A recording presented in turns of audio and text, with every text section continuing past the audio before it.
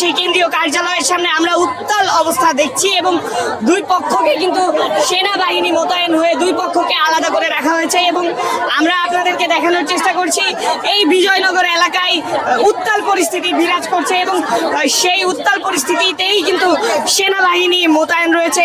আমরা সরাসরি দু একজনের সাথে একটু কথা বলবো, কথা বলে জানার চেষ্টা করবো কি হয়েছিল এখানে। ঢাকা মহানগর উত্তর দক্ষিণে একটা মিটিং ছিল, আমরা মিটিংয়ে ছিলাম। জাতীয় পার্টির নেতৃবৃন্দ আতর্কিতভাবে গণ অধিকার পরিষদ পুরা পাগলার লোকজন এখানে এসে আমাদের নেতা কর্মীদের উপর হামলা করেছে।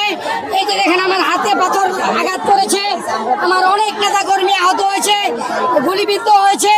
আমাদের নেতা কর্মী আহত হওয়ার পর আমাদের সেনাবাহিনীর ভাইরা এখানে এসে তাদেরকে এখান থেকে সরিয়ে দিয়েছে।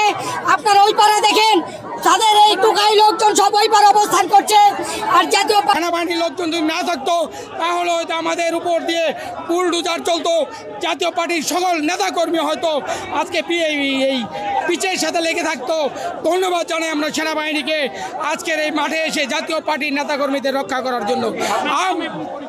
আমি ঢাকা মহানগর উত্তর জাতীয় পার্টির যুগ্ম আহ্বায়ক এবং উত্তরখান থানা জাতীয় পার্টির সভাপতি। জাতীয় পার্টি জিএম কাদেরের নেতৃত্বে আমরা ঐক্যবদ্ধ এবং আজকে এই সমাবেশে আমরা এখানে যে সভা ছিল সেই সভায় আমরা সমস্ত থানার নেতৃবৃন্দ এখানে উপস্থিত হয়েছিলাম শান্তিপূর্ণ।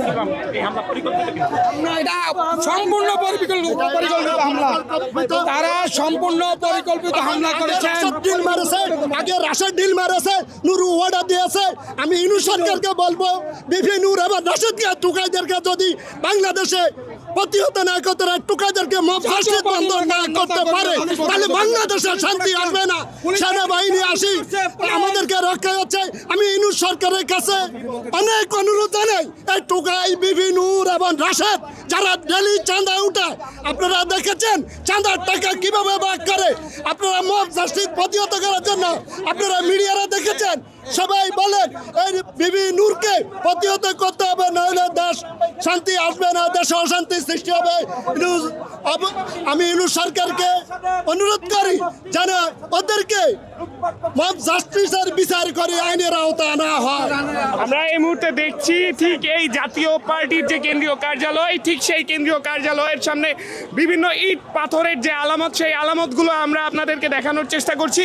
পাশাপাশি রাস্তার ও পাশে অর্থাৎ বিজয়নগরের যে দিকে বিজয়নগরের পানি ট্যাঙ্কির যে মোড়, সেই পানি ট্যাঙ্কির মোড়ে কিন্তু এখনও গণ অধিকার পরিষদের নেতাকর্মীরা এখানে অবস্থান নিয়েছেন। আমরা দেখছি বাংলাদেশ সেনাবাহিনীর উপস্থিতিতে এই সংঘাত থেমে গেলেও